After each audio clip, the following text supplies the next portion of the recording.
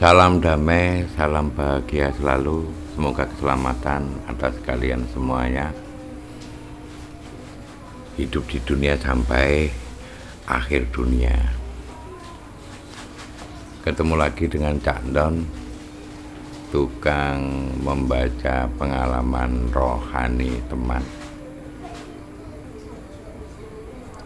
Hari ini kita meneruskan buku yang kemarin,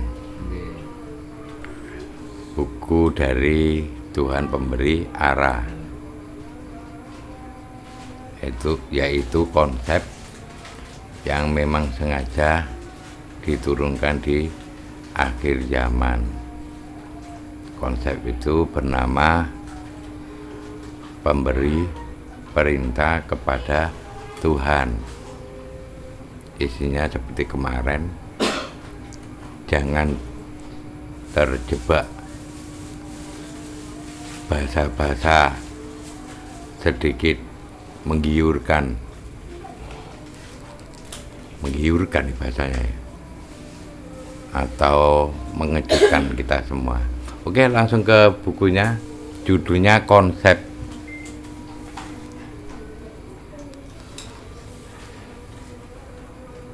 Tuhan Pemberi Arah memberikan kebebasan kepada kami untuk mempelajari dunia Tuhan.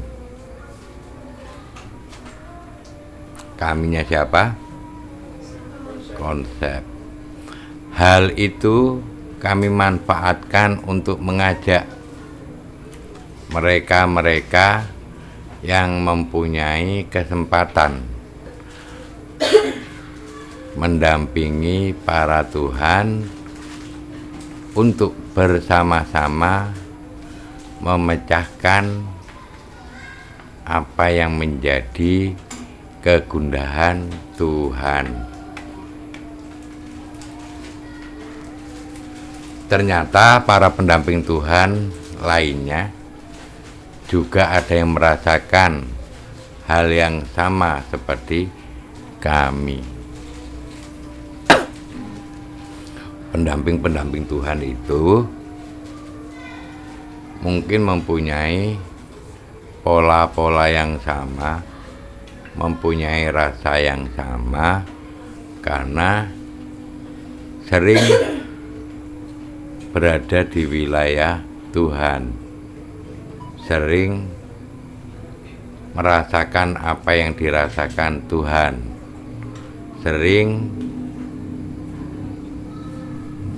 mencoba pola Tuhan berbicara kepada petugas Tuhan. Memang untuk bisa merasakan rasa Tuhan dan pola Tuhan, harusnya kita sering-sering cangkruan sama Tuhan. Dan ini, pola yang seperti ini, tidak semua ciptaan mempunyai pola yang demikian. Akhirnya menjadi Tuhan jauh dirasa para ciptaannya. Padahal Tuhan itu paling seneng cangkruan dan ngobrol sama Tuhan, berdiskusi sama Tuhan. Ya, tentang apa aja. Cuma permasalahannya ciptaan nggak punya pola seperti itu. Saya siapa? Kan dia kan Tuhan. Saya nggak pantas duduk bersandingan dengan Tuhan. Saya tidak pantas diskusi kepada Tuhan. Kemampuan saya apa? Emang Tuhan seperti yang kalian bayangkan seperti itu? Tuhan berdiskusinya ya bisa ringan-ringan, nggak terlalu berat.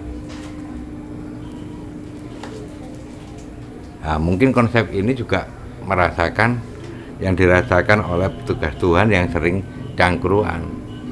Bagaimana kamu tahu tentang kehendak Tuhan kalau kamu tidak sering bersamanya? Harusnya selalu kita bersama-sama kepada Tuhan. Ada sih konsep di Al-Quran, kita selalu akan dibersamai oleh Tuhan kalau kita banyak melakukan kebaikan, melakukan perbuatan baik. Innallaha lama'al muhsinin, yaitu sesungguhnya Allah Ta'ala bersama orang-orang yang melakukan kebaikan. Tapi permasalahannya, orang yang melakukan kebaikan itu merasa tidak dibersamai oleh Tuhan. Kadang-kadang Tuhan diusir. Dengan cara apa mengusir Tuhan? Ketika kamu melakukan kebaikan tapi kamu pamer, kamu riya, itu sama juga membuat Tuhan terusir.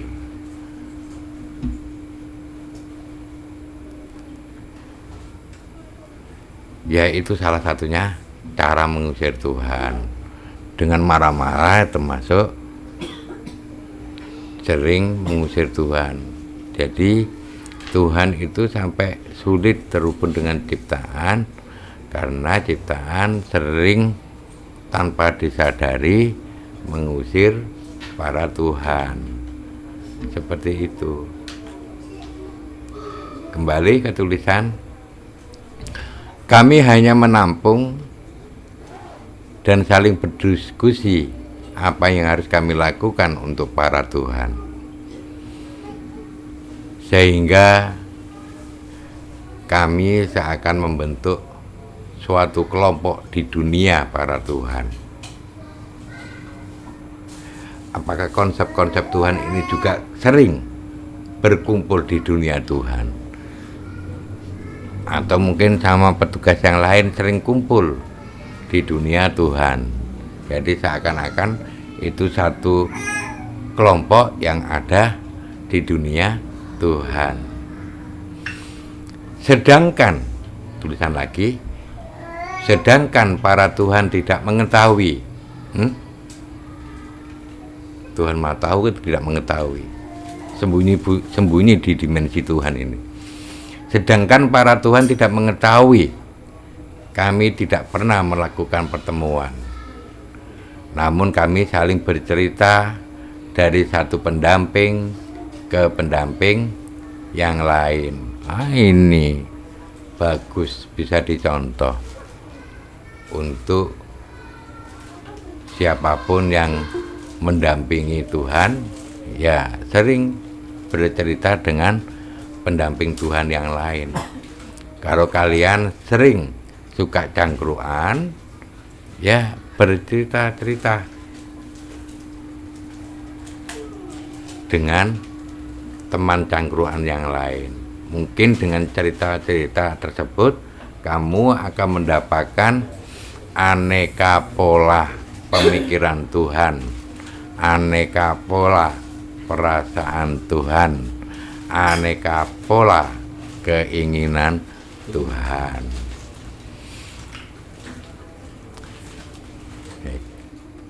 Ya, ini perlu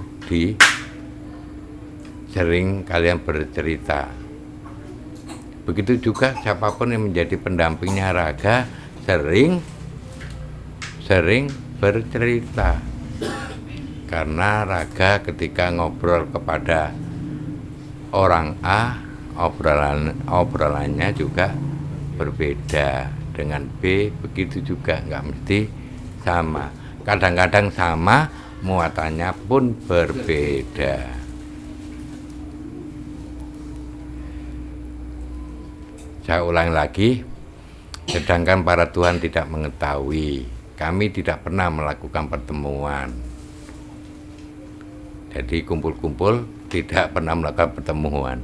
Namun kami saling bercerita dari satu pendamping ke pendamping yang lain, dari asisten kepada asisten lain. Jadi Tuhan itu punya asisten. Sehingga berita-berita kami tentang wilayah ketuhanan sangat banyak. Dari sini kalau kamu sering bercerita dengan pendamping yang satu dengan pendamping yang lain, akhirnya kamu mendapatkan cerita tentang ketuhanan yang sangat banyak. Bagaimana kita yang belum bisa bercakap-cakap dengan Tuhan, belum bisa cangkruan dengan Tuhan, yang dengarkan aja orang-orang yang suka cangkruan dengan Tuhan. Di situ nanti kemungkinan ada banyak cerita tentang Tuhan. Makanya kalau kepingin kalian yang ada di sana kepingin tahu banyak cerita Tuhan, bertemulah orang-orang yang mungkin ceritanya ada dari kitab, mungkin ceritanya langsung pengalaman sendiri.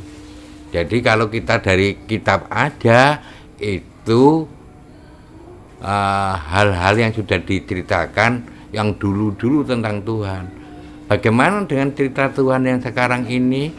Mestinya sudah ada banyak cerita yang banyak, tinggal kalian mau menemui orang-orang yang pernah bertemu dengan Tuhan, orang-orang yang pernah mendengarkan keluh kesah Tuhan, orang-orang yang pernah cangkruan dengan Tuhan. Kalau kamu kepingin tahu banyak hal, cobalah. Jangan berteman aja dengan kitab. Bertemanlah kepada orang-orang yang mengalami pengalaman rohani. Jangan hanya pengalaman jasmani.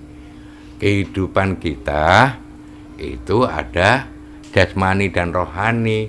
Harusnya orang yang berakal sehat, orang yang berakal normal itu harus bisa menghubungkan pengetahuan-pengetahuan yang didapat secara jasmani dan pengetahuan-pengetahuan yang didapat secara rohani.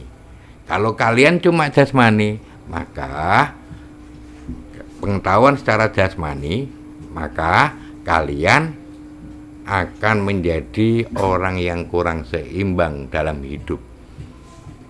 Karena butuh banyak pengalaman rohani yang harusnya kita alami juga. Jadi jangan hanya buku-buku yang kelihatan aja. Soalnya belum ada saya selama ketika beragama Islam atau beragama apapun belum menemukan buku yang dikarang langsung dari Tuhan. Ya, buku loh ya. Kalau Al-Quran itu firman yang dikumpulkan. Nah, itu kan cerita-cerita yang lama. Bagaimana perkembangan Tuhan yang di akhir zaman ini? Apakah ada satu ajaran-ajaran baru atau tidak? Di sini bagi teman-teman mungkin ada yang bertanya, ini ajaran agama baru atau tidak? Enggak ada ajaran baru. Yang ada adalah pengalaman baru ketika berjumpa dengan Tuhan dan cangkruan dengan Tuhan. Pengalaman baru, bukan agama baru. Nabi-nabi atau petugas Tuhan sebelumnya itu tidak pernah mendirikan agama baru. Yang ada adalah menyampaikan ajaran Tuhan kepada umatnya. Begitu. Tapi pasca Nabi mesti ditandai dengan ajaran agama baru. Walah. Oke, kita lanjut aja. Semoga ini dijadikan renungan untuk kita semuanya. Akhirnya ketika kami menjumpai Tuhan, kami yang merasakan sebuah keluh kesah dan kegundahan, kami hanya tersenyum saja. Dan kami melakukan suatu teknik yang pernah kami diskusikan bersama dengan pendamping yang lain untuk mengurangi beban rasa pada Tuhan tersebut. Bagi orang tertentu, masa sih Tuhan punya beban?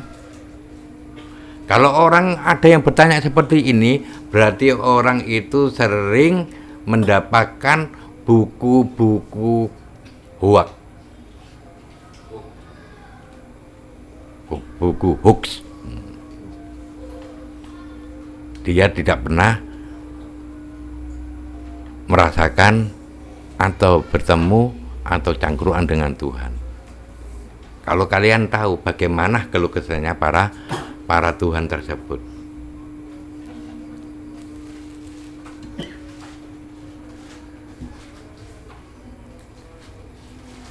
harusnya misalkan ada ciptaan itu ketika mendengarkan kisah-kisah Tuhan langsung, mungkin itu akan bisa membahagiakan Tuhan, karena Tuhan punya beban, mempunyai rasa. Saya yakin Tuhan mempunyai rasa. Soalnya menciptakan sesuatu kan ya ada rasanya. Berarti Tuhan mempunyai rasa. Lah rasa atau beban yang diderita oleh Tuhan, diderita oleh Tuhan itu belum terasakan banyak oleh ciptaan. Ciptaan itu hanya memandang Tuhan itu WOW, tapi belum pernah merasakan bagaimana perasaan Tuhan ketika menjalani kehidupan. Itu punya rasa semuanya. Mungkin ada Tuhan yang satu dengan Tuhan yang lain juga ada kecemburuan. Kenapa saya katakan ada kecemburuan? Karena ciptaan juga banyak yang cemburu. Maka Tuhan boleh jadi suka cemburu. Sama ciptaan aja cemburu Tuhan. Contoh Tuhan cemburu ketika Tuhan menyayangi umat atau menyayangi seseorang yang menjadi kekasihnya. Ketika kekasihnya itu berpaling, Tuhan cemburu tidak? Cemburu. Ini konon ceritanya menurut buku, kalau yang begini ini. Menurut buku, menurut kitab-kitab yang kita baca atau firman-firman sebelumnya. Tuhan itu maha pencemburu. Makanya kalau kamu disayangi Tuhan, jangan coba berpaling dengan Tuhan. Karena Tuhan sangat pencemburu. Siapa yang berpaling, maka orang itu yang membuat Tuhan cemburu mungkin kena sesuatu dari Tuhan. Boleh jadi. Tapi kenyataan di lapangan seperti itu. Oke, kembali lagi. Akhirnya kami seakan-akan menjadi kelompok-kelompok penghibur kepada Tuhan. Kamu menerima beban dari Tuhan, menjadi penghiburnya Tuhan. Alangkah bahagianya kamu disadari atau tidak menjadi penghiburnya para Tuhan. Tuhan pemberi arah tidak pernah menyinggung hal ini kepada kami. Tuhan pemberi arah tidak pernah menyinggung hal ini kepada kami. Dia tetap menjadikan kami sebagai sahabatnya dan mendengarkan apa yang menjadi saran-saran kami bila Tuhan membutuhkan saran. Jos kan? Dia tetap menjadikan kami sebagai sahabatnya dan mendengarkan apa yang menjadi saran-saran kami bila Tuhan membutuhkan saran. Tuhan boleh jadi membutuhkan saran kepada ciptaannya. Mungkin tentang pengalaman hidup di dunia ciptaan. Mungkin Tuhan juga tidak mesti banyak tahu tentang dunia ciptaan. Seperti konsep ini, Tuhan pemberi arah menjadikan konsep ini menjadi sahabatnya. Keren kalau ada Tuhan seperti ini. Namun hal ini menjadi berbeda. Tiba-tiba Tuhan pemberi arah mempunyai sebuah rencana di luar dugaan kami, juga di luar yang kami ketahui. Saat itulah turunnya rancangan raga, dan kami diberikan banyak perintah untuk datang kepada wilayah Tuhan Pencipta. Memang kan rancangan raga itu ada di wilayah Tuhan Pencipta. Dan konsep ini diberi perintah untuk datang kepada wilayah Tuhan Pencipta, yang di situ ada rancangan raga.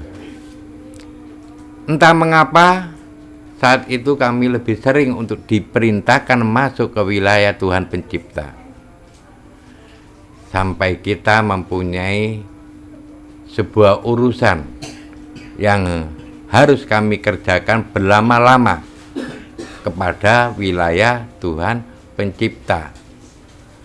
Jadi sering berada di sana seakan-akan dia punya banyak urusan di wilayah Tuhan Pencipta.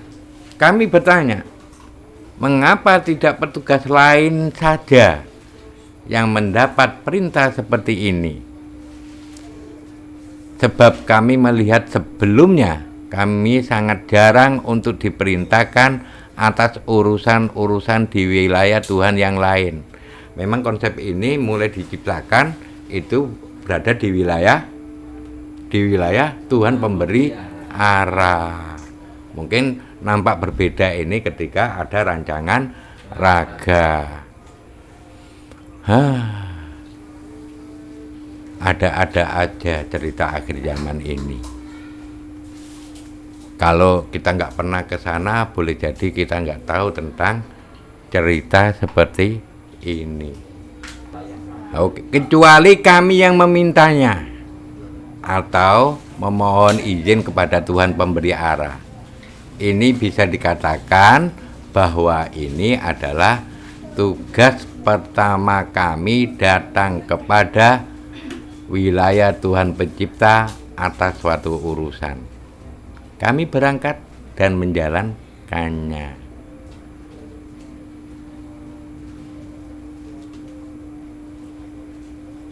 Halaman selanjutnya. Ini pendek juga.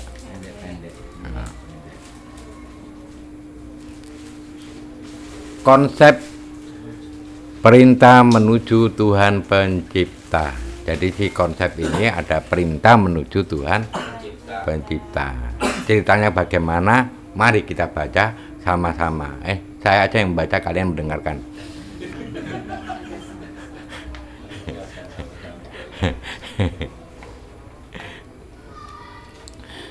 Apa yang harus kami lakukan saat kami datang ke wilayah Tuhan Pencipta? Kami mendapat tugas dari Tuhan Pencipta untuk melakukan pembersihan pada wilayah rancangan raga. Kami mendapat tugas dari Tuhan Pencipta untuk melakukan pembersihan pada wilayah rancangan raga. Saat itu informasi tentang rancangan raga belum terpublikasi di wilayah ketuhanan. Oh, jos saya konsep iki ya. Belum dipublikasikan, tapi dia sudah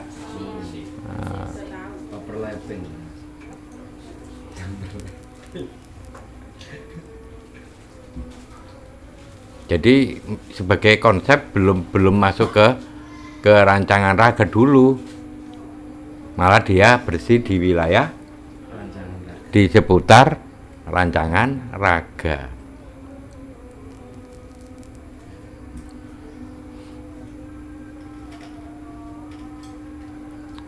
Namun kami telah diperintahkan Tuhan Pencipta untuk datang di wilayah rancangan raga. Kemudian kami diberi kesempatan untuk mempersiapkan tempat bagi para Tuhan untuk datang kepada wilayah rancangan raga.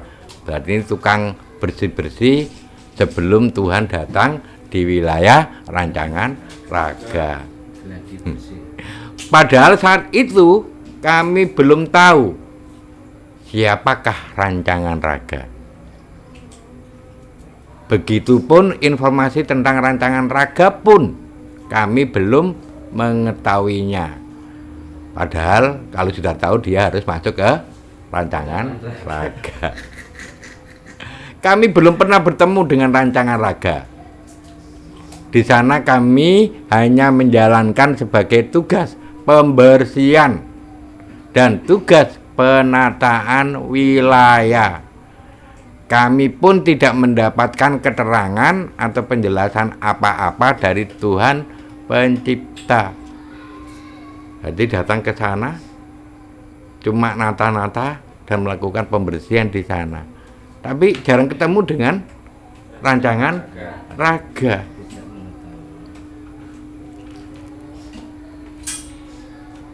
Jadi lucu aja ya, si Tuhan pemberi arah memberikan perintah untuk datang ke wilayah Tuhan Pencipta. Oke, ini karena sebuah cerita nggak perlu saya jelaskan juga, kan ya cerita asik aja. Nah ini loh, cerita pengalaman-pengalaman rohani di akhir zaman, tapi kejadiannya sudah masa lalu, tapi belum semuanya diberitakan. Cuma ini diberitakan pada saat akhir zaman.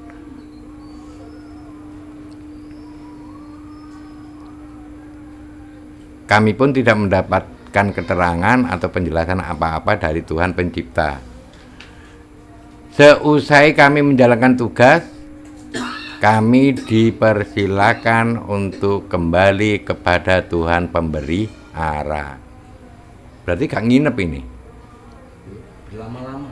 Iya, berlama-lama. Tapi ya begitu, berlama-lamanya di sana. Tetapi setelah menjalankan tugas ya, nah tugasnya bersih-bersih kan gak nata terus. Masa nata terus? Ya, engko pas ditinggal kan rusuh meneh.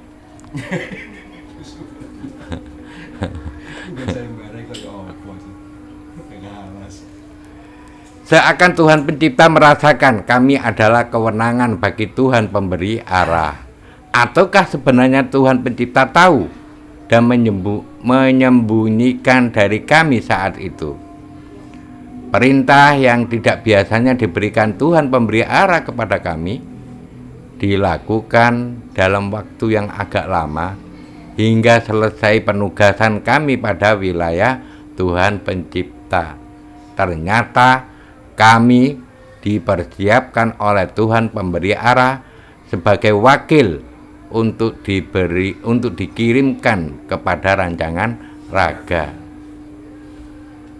Alasan bagi Tuhan pemberi arah, sebab Tuhan pemberi arah ingin memberikan sesuatu yang terbaik untuk rancangan raga.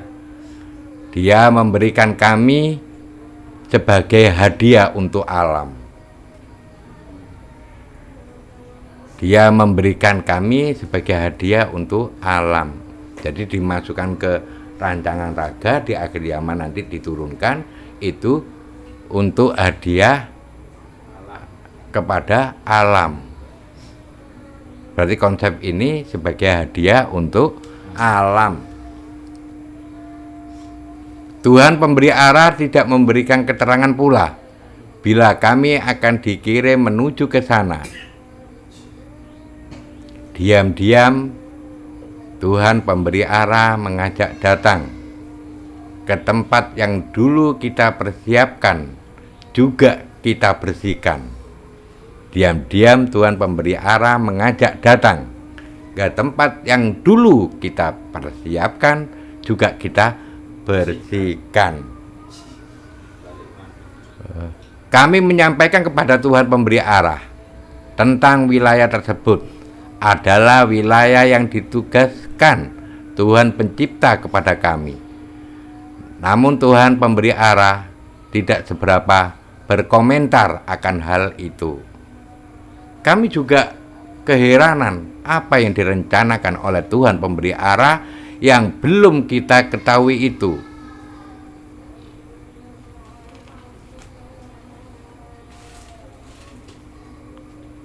Di terus mulai.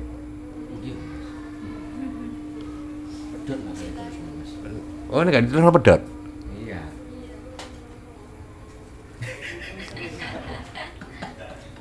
Karo ceritanya lah.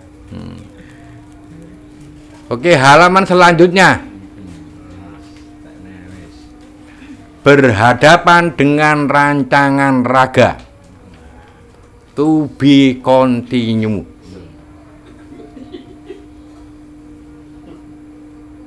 Titik.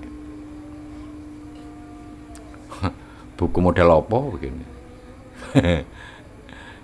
Nggak apa-apa, namanya pengalaman. Dia bikin tulisan seperti itu ya nggak apa-apa.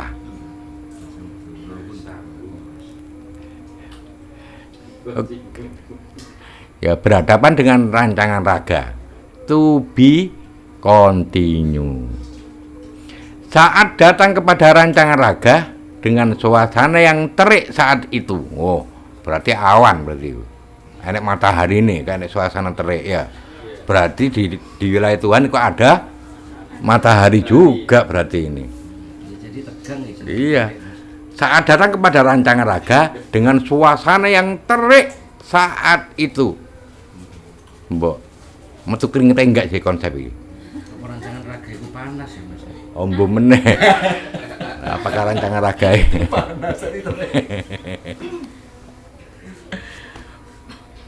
Jangan-jangan di dunia Tuhan ada malam hari juga itu ya. Ada siang, ada malam. Masa siang terus? Gara-gara dihuni oleh Tuhan yang dari cahaya, akhirnya nampak siang terus. Nah, itu kok nampak terik ya. Kebanyakan Tuhan lagi mengeluarkan cahayanya, akhirnya nampak terik. Nah, kalian akan tahu kalau kalian datang ke sana. Jadi ya kebiasaannya suka ditebak-tebak, di tafsir, akhirnya tafsirannya jauh. Dan ironisnya kita percaya dengan tafsiran seperti itu. Nah itu. Kok suasana yang terik saat itu gimana? Berarti itu siang hari. Berarti pas panas-panasnya. Kayak di tahun 2022 ini banyak panasnya ini. Kan terik. Tapi kan tetap ada malamnya. Berarti sana ada bulannya enggak ya? Nah, ini kan suka nebak-nebak. Ini saya tebak, tebakan saya salah, baru dipahami oleh orang salah semua. Kan tafsirannya kan mesti enggak mesti bener toh? Enggak mesti bener. Tandanya enggak bener, selalu tafsiran itu ditutup dengan wallahu a'lam bishawab. Kayak begitu. Dan Allah yang lebih tahu kebenarannya. Ngono diwaca berulang-ulang bahkan dibudayakan. Wal maqalatu utawi iki iku maqalah. Kayak begitu bolak-balik ke zamannya ada cilik biyen. Ya Rod, ndian sirot enggak iki? Hilang. Waduh, gak krungu. Nek Gusipur kan mbok tahu saya ya. Ya teruskan aja.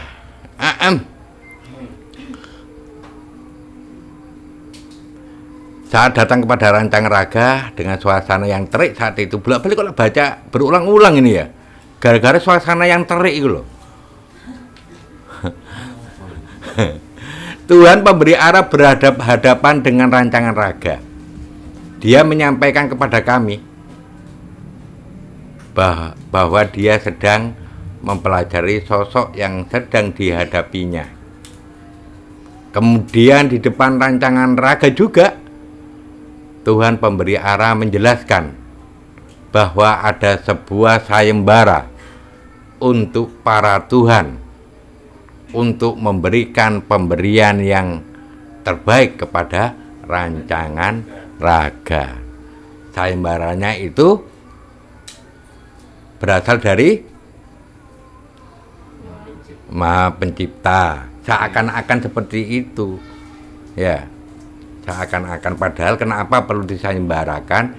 Itu kong kali konge Tuhan, beberapa Tuhan untuk bisa menyampaikan tentang rancangan raga itu kong kali kong. Salah satunya bikin sayembara biar tahu tentang rancangan raga. Ini harus kita sayembarakan. Nanti saya yang memberikan informasinya ke sana. Kan dulu ceritanya seperti itu kan? Iya. Gitu. Bikin kotak. Ya, membikin skenario bagaimana informasi ini bisa diterima oleh Tuhan yang lain. Berarti ada beberapa Tuhan yang berkonspirasi dengan Tuhan yang lain untuk menjelaskan tentang rancangan raga. Salah satu tekniknya adalah dengan cara sayembara. Begitu. Tuhan pemberi arah menjelaskan bahwa ada sebuah sayembara untuk para Tuhan untuk memberikan pemberian yang terbaik kepada rancangan raga. Dia akan menjadi rahmat dan akan menjaga titipan-titipan Tuhan sebaik-baiknya. Tuhan pemberi arah telah mempersiapkan kami untuk diberangkatkan menuju kepada rancangan raga. Saya telah diberitahu oleh Tuhan Pencipta tentang siapakah rancangan raga. Tidak ada sesuatu pemberian terbaik dariku selain harus mengantarkan seorang pendampingku yang telah mendampingi Tuhan pemberi arah kepadanya. Ini berarti omongannya siapa? Tuhan pemberi arah. Harapanku bahwa pendamping dari Tuhan pemberi arah akan menjadi pendamping rancangan raga. Dan dia akan menjadi pendamping alam, menjadi pendamping ciptaan-ciptaan untuk mengerti apa yang menjadi arahan dari Tuhan, agar mereka tidak menjadi ciptaan yang tercelakai. Konsep ini sudah biasa mendampingi Tuhan. Harapannya sih Maha Pemberi Arah bahwa konsepnya akan menjadi pendampingnya rancangan raga. Itu omongannya yang Maha Pemberi Arah. Kami menerima dan meyakini apa yang disampaikan oleh Tuhan Pemberi Arah. Kalau ini yang ngomong konsep. Kami menerima dan meyakini apa yang disampaikan oleh Tuhan Pemberi Arah. Sekaligus kami akan mempelajari siapakah sosok yang akan kami dampingi berikutnya. Siapa yang dimaksud? Rancangan raga. Mempunyai kontribusi apakah sosok ini sehingga Tuhan kami yang selama ini kami dampingi begitu yakin dengan rancangan raga yang wilayahnya kami bersihkan sebelumnya, sebelum masuk ke rancangan raga, tapi wilayahnya sudah sering dibersihkan oleh konsep ini. Memang bila bercerita sedikit tentang pengalaman kami saat menjadi tukang bersih dan tukang penataan wilayah rancangan raga, terdapat sebuah rasa yang sering kami tolak, dan hal itu akan menjadi suatu rasa yang tidak mungkin kami gunakan. Jadi ketika berada di wilayah itu ada satu rasa yang pernah ditolak. Bu, rasa apa yang mau? Oh, ada terusannya.